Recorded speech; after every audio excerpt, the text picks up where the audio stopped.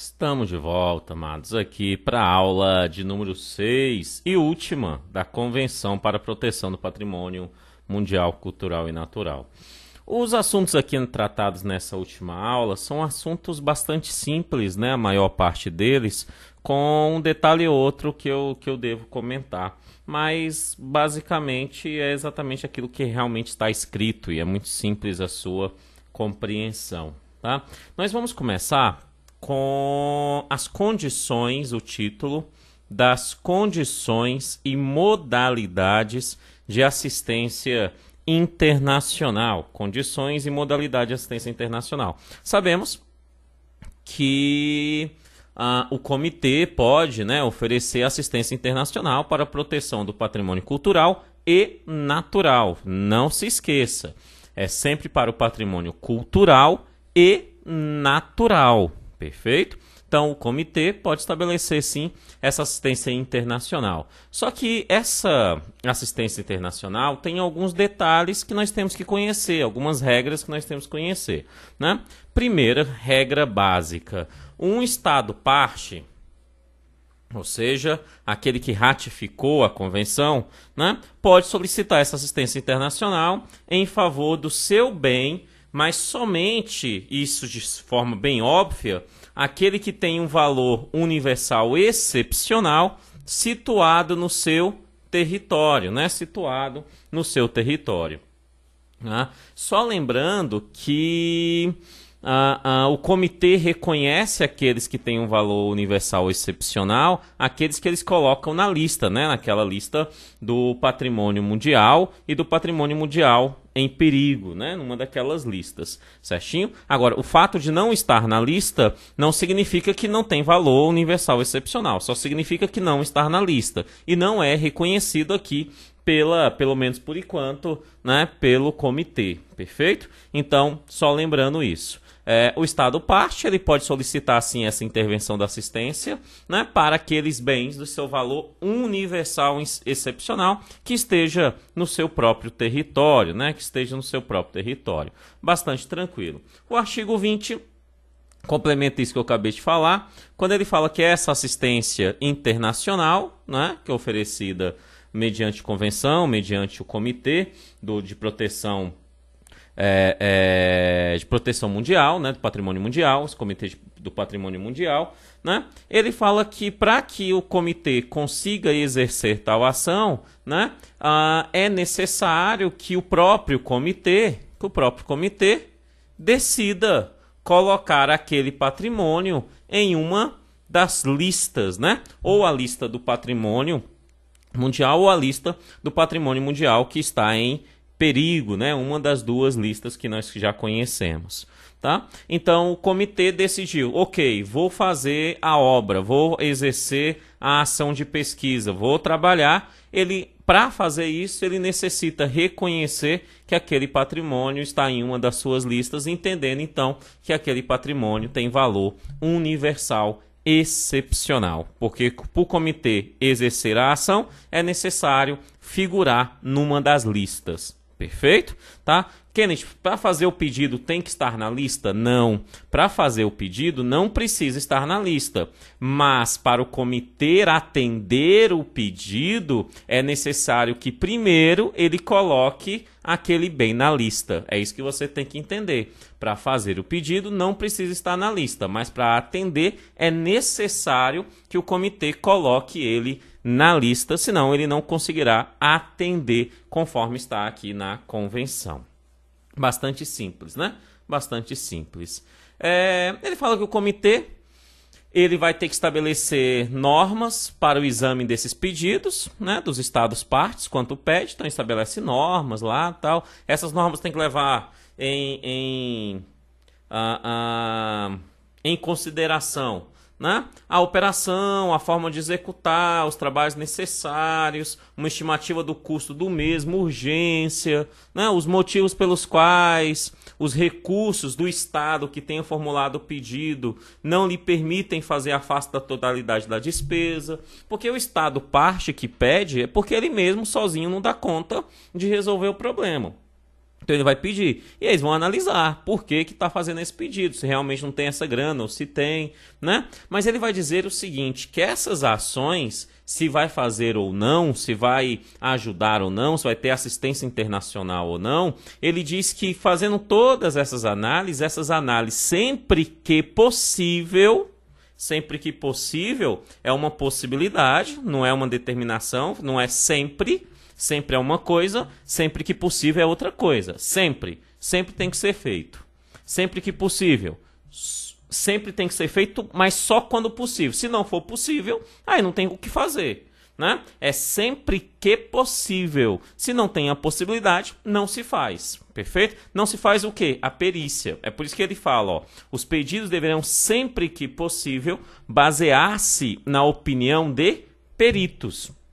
Sempre que possível. Tem perito para dar uma opinião? Se tem perito, é possível. Se é possível, tem que basear nele. Ah, não existe perito para isso. Se não existe perito para isso, não é possível. Então, pode mesmo assim fazer a assistência internacional sem se basear na opinião do perito. É por isso que ele fala sempre que possível. É uma hipótese. É uma hipótese. Sempre que essa hipótese existir, tem que cumprir. Mas não é sempre tem que ter perito. Não funciona assim, tá? É sempre que tiver a hipótese de ter uma opinião de perito, aí sim a decisão vai basear nessa opinião de peritos. É uma das bases.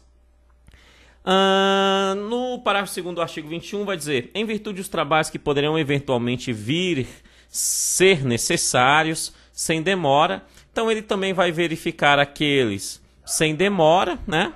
Aqueles sem demora. Quais sem demoras? Aqueles que foram fundados em pedidos sobre calamidades naturais ou em catástrofes, né? Que estão prejudicando um determinado patrimônio ou colocando em risco grandioso um determinado patrimônio cultural ou natural. Então, em virtude dessa prioridade, né? Ele vai tentar resolver isso sem demora, né? Se for necessário, realmente pode analisar isso sem demora, tendo aí uma prioridade, Bastante simples, né? A assistência social a assistência financeira oferecida aqui pelo comitê, né? Assistência internacional sobre a organização do comitê, será feita, né? Se necessário, sem demora, se for por esses motivos aqui citados, se for por uma demanda urgente. Perfeito, né? No 3, antes de tomar qualquer decisão, o comitê deverá proceder aos estudos e consultas que julgue necessários. Ok, antes de tomar decisão, faz as devidas consultas. Agora, a grande pergunta que eu tenho que fazer é: tá, e essa assistência internacional? Afinal, o que é isso? O que é essa assistência internacional? Como que essa assistência internacional oferece tal assistência? Hein? Como que isso é feito? Isso vai ser colocado no artigo 22. O artigo 22 vai nos dar um rol de assistências oferecidas pelo Comitê do Patrimônio Mundial.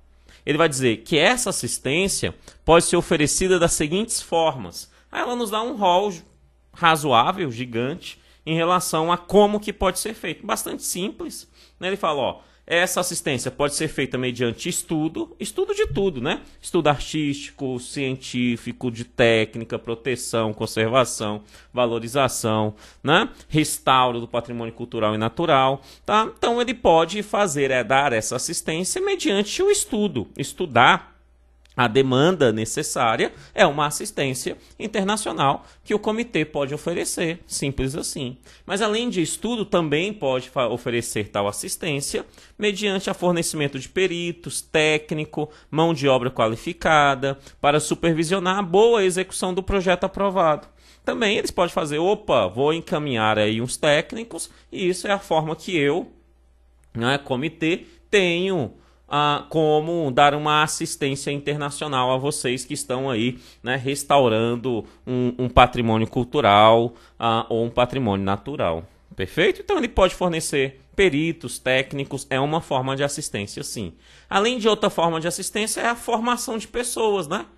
É óbvio que o comitê tem competências para formar pessoas, especialistas em todos os níveis, né? Em todos os níveis de identificação, proteção, conservação, valorização, restauro, né? Do patrimônio cultural e natural. Então ele também pode oferecer mediante aí essa formação de pessoas. Também ele pode dar essa assistência mediante o fornecimento de equipamentos, né? Equipamentos que o Estado interessado não disponha ou esteja em condições de adquirir ou não esteja em condições de adquirir aquele equipamento. Emprestar o equipamento, aí. Emprestou, é uma assistência, é óbvio que é uma assistência, né? Então ele pode também oferecer mediante isso. Ele também pode oferecer uma assistência, preste atenção nessa, em relação a empréstimo a juro reduzido, ou isento de juros, ou que possam ser reembolsadas a longo prazo. Mas aqui nós estamos falando, e a palavra-chave é essa aqui, ó. Cadê? Paga. É essa aqui, ó. Empréstimo. Empréstimo significa que esse dinheiro tem que ser devolvido. Perfeito? Agora, esse empréstimo pode ser feito com juros reduzidos, pode ser feito sem juros nenhum, né? Pode ser um pagamento reembolsado a longo prazo, né? Longo prazo você pagar em suaves parcelas, né? Também é uma forma de dar assistência internacional para tal fim. Mas além do empréstimo, preste atenção, ele pode conceder os recursos em casos excepcionais, tá? Mediante a subvenções não reembolsáveis, ou seja, subvenção é uma ajuda econômica, uma ajuda financeira. Só que quando ele fala uma subvenção não reembolsável, ele está dizendo, nós vamos dar o dinheiro para vocês fazem lá o trabalho, óbvio que a gente vai estar acompanhando esse trabalho, mas esse dinheiro não precisa voltar. Nós não vamos solicitar esse recurso novamente, porque é uma subvenção que nós estamos oferecendo a vocês. Perfeito? Tranquilo? Né? Bom demais, tranquilinho. Tá? Isso aqui são as formas de assistência, né? São as formas que ele pode oferecer assistência aos estados partes. São essas aqui. Beleza. No artigo 23, ele fala que o comitê igualmente pode fornecer assistência internacional a centros nacionais ou internacionais de formação de especialistas. Meio que repete, né, o que ele está falando aqui, porque ele fala na linha C, formação de especialista em todos os níveis, né? Então ele pode oferecer isso. E ele pode oferecer isso também a nível regional, é isso que ele está dizendo, né? Por exemplo, Minas Gerais quer ter uma formação, e pode pedir auxílio, né? É óbvio que mediante a interferência do governo federal, que haja uma formação para pessoas técnicas em Minas Gerais. Né? Isso é possível, é isso que ele está dizendo aqui. Por isso que ele fala, igualmente fornecer assistência internacional a centros nacionais ou regionais de formação de especialistas dessas áreas que atua aqui o comitê. Bastante simples. Ok. No artigo 24, uma lapada bem direta, ele fala assim, ó, se por acaso o pedido tiver uma elevada importância, tem uma elevada importância aquela ação, aquele pedido de uma assistência internacional, isso só é possível ser realizado, por isso que ele fala, ó, apenas poderá ser concedido, então é uma condição taxativa, né? Ele fala, ó, se é de elevada importância, isso só poderá ser concedido esse pedido após ter estudo científico, econômico e técnico detalhado, né? Detalhado. Então, mediante a estudo econômico, científico e técnico, simples assim, né? Mediante a todas as técnicas possíveis de proteção, valorização, restauro, tal, né? Isso é extremamente importante. Inclusive, essa pesquisa ainda vai levar em consideração os meios e a utilização racional dos recursos disponíveis no Estado interessado. Então, o Estado está pedindo ajuda internacional, tem uma parte de recurso que vai colocar, né? E ainda eles vão colocar uma pesquisa para saber como que esse dinheiro que é do Estado será gasto sobre tal restauração, por exemplo, tal valorização, tal conservação daquele respectivo patrimônio. Bastante simples, bastante simples. O artigo 25, né, é bem direto e bem importante, ao meu ver, porque ele fala o seguinte, ó, o financiamento dos trabalhos, a pergunta é, vai ter uma restauração numa obra no Brasil, quem é que paga? Essa é a pergunta. Quem paga? Quem paga? Tá? Quem paga? O artigo 25 nos dá uma resposta. Ele diz assim, ó, quem vai pagar? Em princípio, a comunidade internacional, é uma assistência internacional, mediante o Comitê do Patrimônio Mundial, a comunidade internacional vai pagar parcialmente esse valor. Em princípio, ele paga parcialmente. Por quê? A maior parte substancial dos recursos para aquela restauração tem que vir do próprio Estado, né? Tem que ser da participação do próprio Estado. Então é o Brasil? O Brasil vai ter que colocar a maior parte dos recursos para tal restauração. Em princípio é isso que ele fala, ó, em princípio. Em princípio o Brasil coloca a maior parte e a comunidade internacional coloca lá uma parte, uma parcela sobre tais valores, tá? Em princípio. Agora, se o Estado parte que está pedindo essa assistência internacional não tiver recursos que lhe permitam exercer essa restauração, não tem recurso de forma nenhuma, então nesse caso, obviamente, quem vai pagar todo é a comunidade internacional, é a assistência internacional, mediante lá o Comitê do Patrimônio Mundial, que é criado aqui na Convenção do Patrimônio Mundial, Cultural e Natural. Perfeito? Então, se o país não tem recurso nenhum, aí ok. Internacionalmente pode colocar todo o dinheiro. Se o país tem recurso, então o país coloca uma grana e aí a comunidade internacional complementa. Perfeito. E em princípio é isso que tem que acontecer. A comunidade vai complementar, a comunidade internacional vai complementar. Se o país não tiver condições econômicas, aí a comunidade internacional assume a tal competência. Bastante simples, né? Bastante simples. Ok. Aí ele coloca uma condição no artigo 26, ó, tu recebeu assistência internacional, país? Tu recebeu, Estado parte, assistência internacional? Então, depois que você recebe essa assistência, a você, Estado parte, né, você tem uma competência a continuar, proteger, conservar, valorizar os bens salvaguardos em conformidade com as condições definidas no acordo. Então, se assinou um acordo lá, vai ter que garantir que vai proteger, conservar e valorizar aquele bem que foi restaurado, por exemplo, ou que está sendo conservado com aquele recurso encaminhado pela comunidade internacional. Perfeito? Então, assinou o termo, tem que cumprir o que está lá. É isso que ele está dizendo. Perfeito? É isso que ele está dizendo. Artigo 26 foi. O artigo 27, aí já entra em outro tópico, que são dos programas educativos. Bastante simples.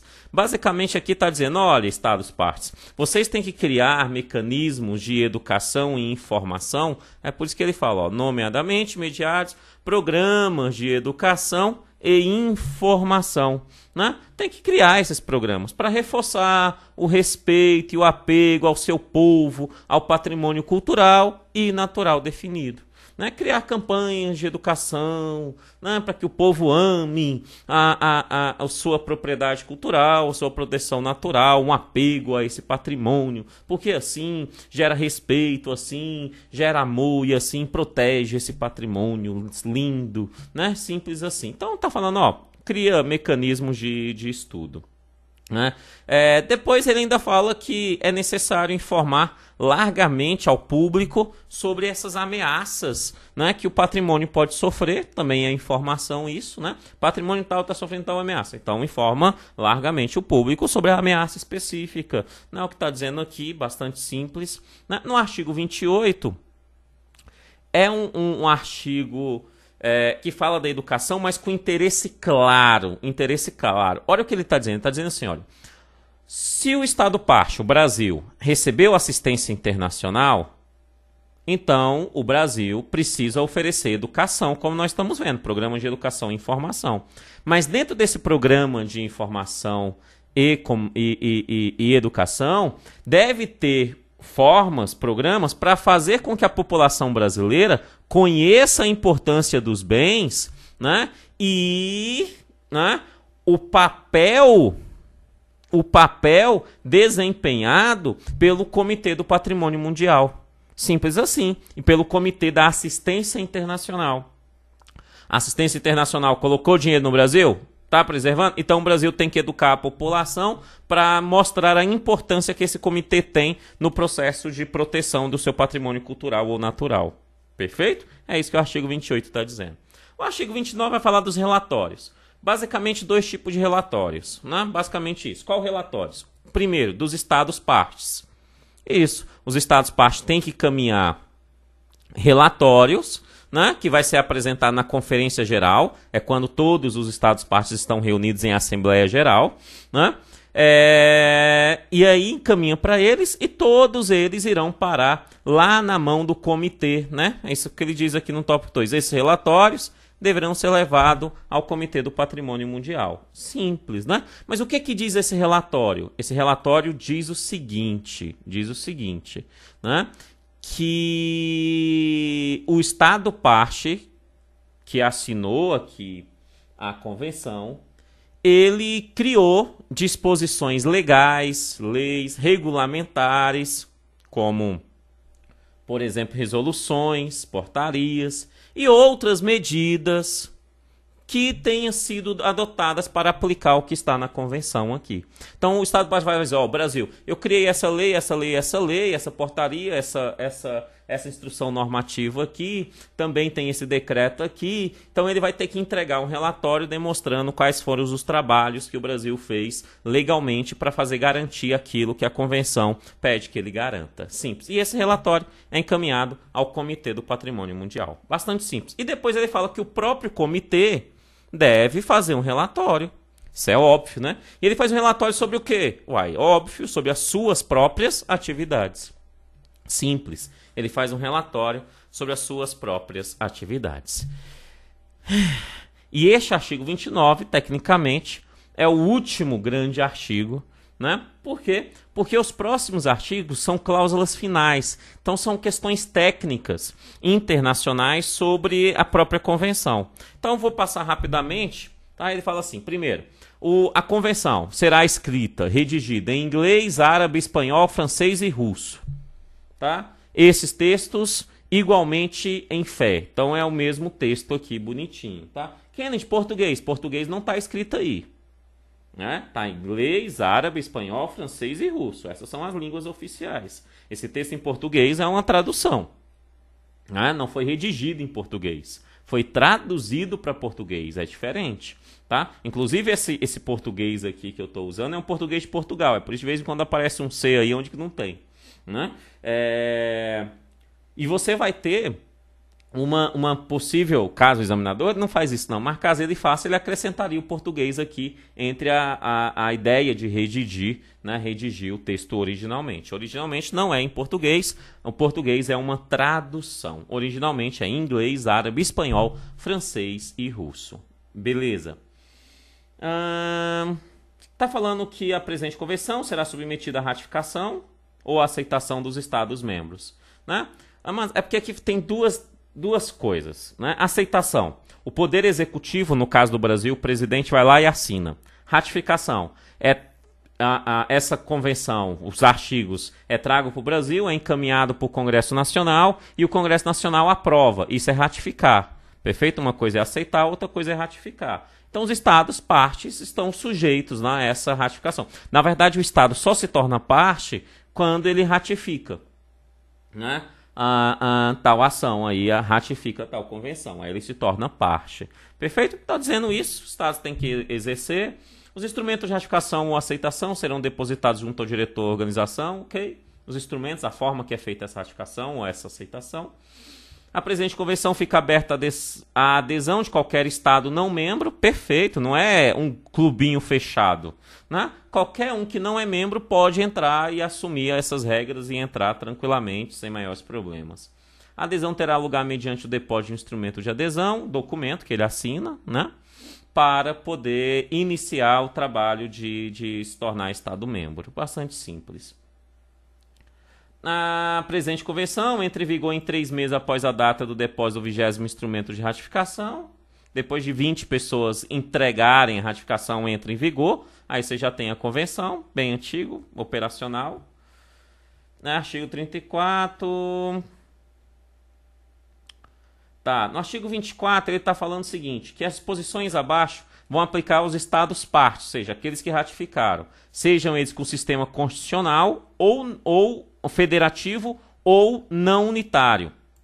Né? O que é federativo? Federativo é um sistema constitucional onde você tem uma federação maior, Brasil, por exemplo, né? Federativo. Não unitário é quando você tem um determinado estado, um determinado país, várias pequenas constituições, né? Constituições para estados divididos, né? Naquele estado, com poderes concorrentes, digamos assim, né? Quem tem as constituições estaduais? Tem, mas eles não concorrem com a Constituição Federal aqui no Brasil, perfeito? Então ele está falando, ó, não interessa se é federativo ou se é não unitário, vocês vão ter que cumprir algumas coisas, é isso que ele está dizendo, tá? Dentre elas, no que se refere às disposições da presente convenção, cuja aplicação seja de competência da ação legislativa, do poder legislativo, seja criar leis, federal ou central, né? As obrigações do governo federal, poder executivo, né? Serão idênticas à dos estados partes não federativos. Está dizendo basicamente, ó, não interessa, para que haja a ideia de se tornar um estado parte, é necessário que você tenha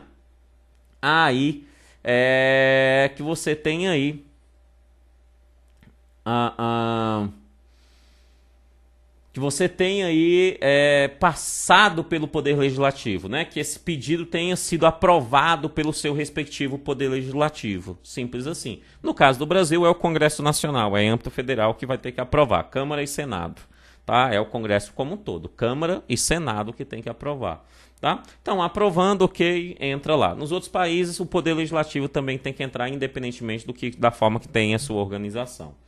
No que se refere à disposição da presente convenção, cuja aplicação seja de competência de ação legislativa de cada um dos estados, regiões, províncias ou cantões que constituem Estado Federal, que não sejam obrigados, em virtude do sistema constitucional da Federação, a tomar medidas legislativas, o governo federal levará as referidas disposições acompanhado do seu parecer favorável ao conhecimento das autoridades competentes dos referidos estados, regiões, províncias ou cantões. Né? Ele está dizendo naqueles lugares onde que tem uma subdivisão federativa da Constituição. A Constituição Federal ela não é central, né? Não é central. Os estados têm vida própria nesse caso. É necessário que haja uma aprovação em cada um desses estados. Também bem operacional, dificilmente cai na sua prova essa parte, né? Bem operacional em relação ao próprio a própria convenção, né? Tá falando, a convenção para ser aprovada é assim. No artigo 35, cada um dos estados parte na presente terá a faculdade de denunciar a convenção. Preste atenção. Sublinhe essa palavra. Eu deveria ter colocado em negrito e caixa alta, mas não coloquei. Mas eu quero que você destaque ela. Está dizendo que o estado parte pode denunciar a convenção. Ó, o termo é denunciar. Esse é o termo correto, denunciar. Agora, o que é denunciar? Denunciar a convenção não significa o que nós conhecemos em língua portuguesa, de forma geral, pelo verbo denunciar. O que é o verbo denunciar? Denunciar é entregar, caguetar, falar, né? É isso que é denunciar. CX9, é isso que é denunciar. Não é? Tal. Só que não é isso que esse verbo denunciar aqui citado significa. Porque as regras internacionais, quando se usa o termo denunciar, o significado dele, na verdade, preste atenção na palavra, denunciar. Tira a letra D, só faz um cortezinho. E em cima escreve um R. Em cima da letra D. Ficou qual palavra? Isso, garoto. Ficou renunciar. E é isso que significa. O termo adequado é denunciar, mas denunciar significa renunciar. Isso significa que se o Brasil quiser denunciar a convenção, ele pode. Ou seja, ele pode renunciar àquilo que ele assinou na convenção. O Brasil pode fazer. O Brasil fala, não quero mais fazer parte da convenção, então não faz mais. Ele faz a denúncia. Tá? O termo é denunciar, com D de dado, denunciar. Mas esse ato de denunciar significa renunciar, com R de rato, significa renunciar. Mas vai cair na sua prova a palavra denunciar. Perfeito? Caso caia, não aposto que caia, né? Mas caso caia, o termo é denunciar e o Brasil pode denunciar sem problema nenhum. Por quê? Porque essa convenção não é uma norma ius conges, ou seja, uma norma irrenunciável. Não é. Tá? Não é. Keynes existe? Existe, por exemplo, Declaração Universal dos Direitos Humanos. É uma norma ius conges. Tá? O país assinando ou não, em regra, o âmbito internacional entende que todo mundo tem que cumprir. Essa norma aqui não. Essa norma da convenção não é ius conge. O país só cumpre se ele fizer parte. Tá? Só precisa cumprir se ele fizer parte. Perfeito? Ele precisa ser um Estado membro, Estado parte. Se não for, pode até ter algum tipo de pressão, mas não é tanta pressão assim. Né? Então ele pode viver sem fazer parte da convenção. O Brasil faz parte, se ele quiser, ele pode denunciar essa convenção. Bastante simples, né? Aí ele fala como é que acontece essa denúncia. Essa denúncia deverá ser notificada mediante instrumento escrito, então a denúncia é por escrito, entregue lá no diretor-geral da Organização das Nações Unidas. Perfeito. A denúncia entra em efeito, né? Tomará em efeito, né? Fez a denúncia. Quando que ela entra em efeito? 12 meses após a data da recepção do instrumento da denúncia. Então, o Brasil denunciou 12 meses depois que a denúncia foi recebida, né? Que ela perde o efeito, ou seja, que ela toma efeito, né? Então, se o Brasil entrar hoje, fizer uma denúncia hoje, querendo sair, ok, ele pede. Não pede, ele fala, tô saindo, não é um pedido, tá? É a soberania brasileira. Tô saindo, não quero mais. Tá? Denunciei, tô denunciando a convenção, não quero mais, tô saindo. Ok, ele sai, mas só entra em vigor essa decisão brasileira com 12 meses, tá? Com 12 meses. Prazo óbvio para tentativas da própria convenção, né? Do próprio comitê de tentar negociar com esse país para que ele não saia, né? Tentativas. Então ele dá um prazo para isso. Mas se o Brasil fala, quer sair hoje, 12 meses depois entra em vigor a sua decisão. Simples assim. Ok. Artigo 36.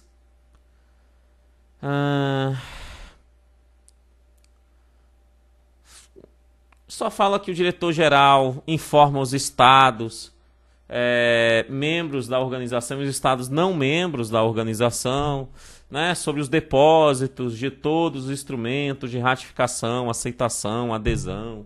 Né? Então, traduzindo, é publicidade, né? É o princípio da publicidade. Tudo que foi decidido, o diretor-geral precisa publicar. Né? E no artigo 37 ele diz que a presente convenção poderá ser revista pela Conferência Geral das Organizações. A revisão apenas vinculará, no entanto, os estados que se tornem parte da convenção revista. Bem operacional também. Fala, ó, nós podemos rever os artigos da convenção. Podemos, tá? Mas fez a revisão dos artigos da convenção, só vai entrar em vigor imediatamente para aqueles estados parte que fizeram parte desta revisão, dessas mudanças dos artigos. Simples. Aí os outros podem depois, né, ratificar o que foi decidido aqui. Mas no primeiro momento só entra em vigor para aqueles que decidiram a mudança. Isso é óbvio. O Brasil assinou a atual convenção. Aí o Brasil não participa da reunião, da conferência. Aí eles mudam o que está aqui. O Brasil tem que ser consultado para falar, Brasil, tu vai querer continuar assinando ou não? Aí o Brasil vai lá e ratifica. Né? Agora, se ele participou, então ele aprovou. Se ele aprovou, já está em vigor imediatamente a partir do momento que foi aprovado. Beleza. Artigo 28 só está falando do dia que aconteceu, ok. Exercícios. Questões bem simples aqui para a gente finalizar esse conteúdo. Qualquer Estado poderá solicitar assistência internacional em favor dos bens do patrimônio cultural ou natural de valor universal excepcional, situado no seu território. Deverá anexar ao pedido de assistência os elementos informativos e os documentos de que o comitê necessitará para tomar a sua decisão. O item está? Isso mesmo, Matos. O item está errado. E está errado por um motivo bastante bobinho que você não pode esquecer. Não pode esquecer, jamais. Olha o que ele diz no início. Ele fala assim: qualquer Estado. Errado. Não é qualquer Estado. É qualquer Estado parte pode solicitar assistência internacional. É necessário fazer parte da convenção. É necessário ter ratificado a convenção. É qualquer Estado parte. É qualquer Estado parte, não é qualquer Estado. Se o Estado não é parte, ele não pode fazer esse pedido. Na verdade, poderia até fazer o pedido, mas não vai ser aceito, porque ele não é parte. Né? O recurso são para os Estados partes para poder ter assistência internacional. Sendo assim, o item 1 está errado. Vamos ao item de número 2. O Comitê do Patrimônio Mundial deverá estabelecer as normas para o exame dos pedidos de assistência internacional que lhes sejam dirigidos e deverá precisar, nomeadamente, os elementos a figurar no pedido, o qual deverá descrever a operação a executar os trabalhos necessários, uma estimativa de custo dos membros, urgência e os motivos pelos quais os recursos dos estados que tenham formulado o pedido não lhe permite fazer a totalidade das despesas. Os pedidos deverão sempre basear-se nas opiniões de peritos. O item 2 está errado, né, amados? Errados. Aqui está falando do pedido e a análise do comitê em relação ao pedido da assistência internacional. Né? Vai ter assistência internacional ou não? Vai fazer um pedido. O comitê vai analisar esse pedido, né? Ele fala, sempre baseado na opinião de peritos. É sempre? Não, vimos que não. Lá diz sempre que possível. Sempre que possível não é igual sempre. São coisas diferentes. É sempre que possível, né? Basear-se na opinião de peritos. Sendo assim, o item 2 está errado. O item 2 está errado. Vamos ao item de número 3. Em virtude dos trabalhos que poderão eventualmente vir a ser necessários sem demora, os pedidos fundados em calamidades naturais ou em catástrofes deverão ser urgentes e prioritariamente examinados pelo comitê, o qual deverá dispor de um fundo de reserva destinados a tais eventualidades. Amados, o item está correto, né? Ele fala que em algumas situações podem ser necessário um atendimento sem demora, aqueles que sejam por calamidades, catástrofes, com urgência, né? E você tem que ter uma reserva destinada para esse fim. Sim, o item 3 está correto. O item 3, o item 4, vamos a ele. Fornecimento de peritos, técnicos e de mão de obra qualificada para supervisar a boa execução do projeto aprovado é uma forma de assistência concedida pelo Comitê do Patrimônio Mundial. O item está? Isso, garoto. O item está correto. É uma das formas, né?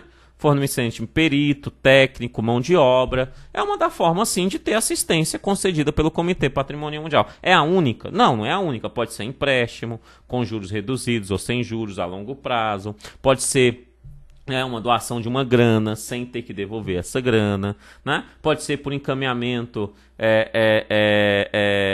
de ações para formar profissionais técnicos, formar especialistas, né? Então, a assistência pode ser de algumas formas, dentre elas, sim, fornecimento de peritos, técnicos e mão de obras qualificadas. O item 4 está correto.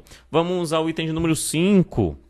O Comitê do Patrimônio Mundial poderá fornecer assistência internacional a centros nacionais ou regionais de formação de especialistas a todos os níveis nos domínios da identificação, proteção, conservação, valorização e restauro do patrimônio cultural e natural.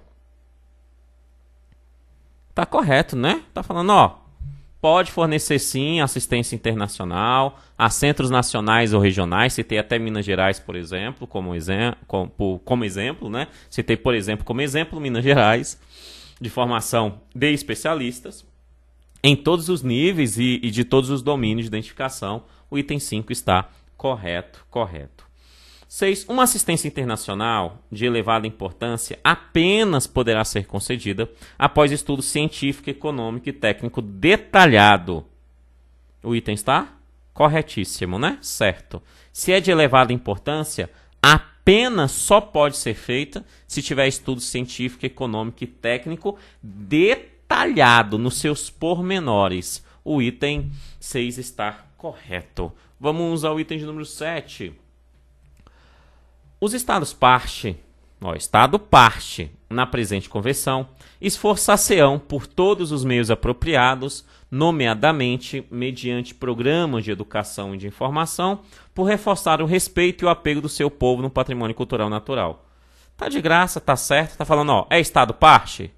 Tem que formar pessoas, tem que fazer programas de educação e informação para fazer com que as pessoas tenham respeito e apego pelo seu patrimônio cultural e natural. O item 7 está correto. 8. Os Estados partes na presente convenção deverão indicar no relatório a apresentar à Conferência Geral da Organização das Nações Unidas para a Educação, Ciência e Cultura as datas e, sob as formas que entender, as disposições legais e regulamentares e as demais medidas que tenham sido adotadas para a aplicação da Convenção, bem como a experiência que tenham adquirido na matéria. Mas está falando que o Estado parte tem que encaminhar relatório para a conferência sobre a forma que ele usou para disposições legais, regulamentares, como resoluções, portarias e demais medidas, né, instruções normativas, por exemplo, né, que tenham sido adotadas para a aplicação da convenção. O item está correto, né, sem tirar nem pôr. O item 8, corretíssimo. O item 9 fala assim: a convenção será submetida à ratificação ou aceitação dos Estados-membros da Organização das Nações Unidas para a Educação, Ciência e Cultura, em conformidade com as suas respectivas normas infraconstitucionais. Não faz o menor sentido isso. O item está completamente errado. Por quê? Porque você não precisa estar em conformidade. Não, na verdade, você não tem que fazer estar em conformidade com as leis. Com as leis, que é infraconstitucional, é uma legislação que não faz parte da Constituição. Ou seja, ela então está abaixo da Constituição. A Convenção, ela deseja que a ratificação do país em relação à Convenção seja de acordo com as suas normas constitucionais. Isso é óbvio, porque se eu estou assinando uma declaração internacional e estou dizendo que ela vai ser aplicada no país, né? Essa declaração internacional ela tem que estar de acordo com a Constituição. Eu não estou dizendo que neste caso terá valor constitucional. E não é nem isso que a Convenção está dizendo. Perfeito? Não é. Cuidado. Não está dizendo, a Convenção terá valor constitucional. Não está dizendo isso. O que está dizendo é que a Convenção, para ser aprovada no Brasil ou qualquer outro Estado parte, é necessário que seja aprovado conforme as suas normas constitucionais. Então tem que ser aprovado conforme o que a Constituição diz, como que se aprova matérias do direito internacional. Né, do direito internacional em nosso país. Tem que estar de acordo com a Constituição e não de acordo a normas infraconstitucionais. Ou seja, o item está errado porque é de acordo com a Constituição e não de acordo com normas infraconstitucionais. O item 9 está errado. Vamos ao item de número 10 e último aqui desta convenção. Cada um dos Estados partes na presente convenção terá a faculdade de denunciar a convenção. Então, terá a faculdade de denunciar. O Estado parte pode denunciar. Denunciar significa renunciar, né? Renunciar. Então, o Estado parte pode denunciar. A denúncia tomará efeito 12 meses após a data da recepção do instrumento da denúncia.